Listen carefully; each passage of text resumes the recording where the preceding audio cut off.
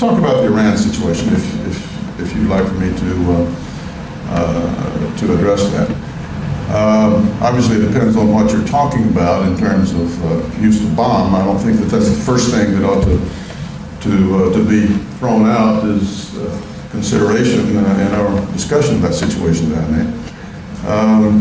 Obviously, there are basically three choices that we have: sanctions, regime change, or a military option, or a fourth, I suppose, if you consider doing nothing and reverting back to kind of a Cold War strategy of a war of containment to deal with it.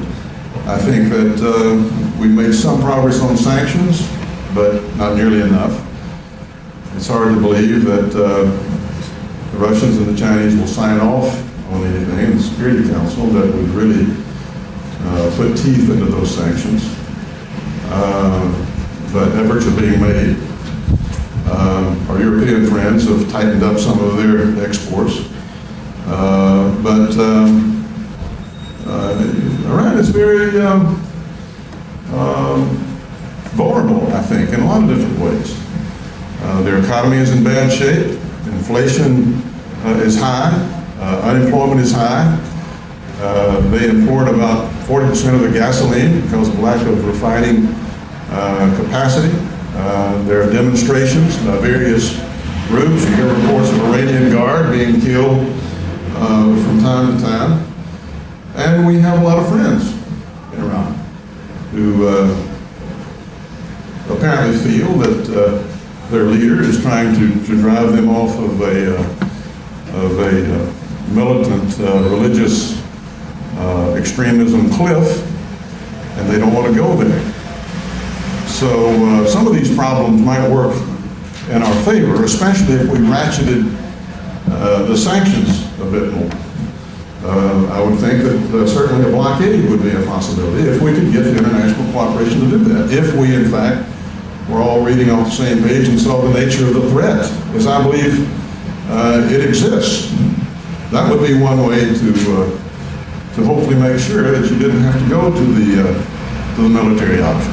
For all the reasons that I've just given, I think regime change might be an option. Who do you get after that? Well, there would not be any lessening, probably, of the national feeling that they have certain legitimate nuclear rights, peaceful nuclear programs. But certainly you would have a decent chance of getting someone who is much less extreme in the administration of the regime that's there now. Ultimately, you cannot take a military option off the table. You're dealing with a country where terrorism and state sponsorship, go hand in hand. They are responsible for many of the activities of Hamas in Gaza, of Hezbollah in Lebanon, of the Taliban now in Afghanistan, which they're assisting the world sponsor of terrorism.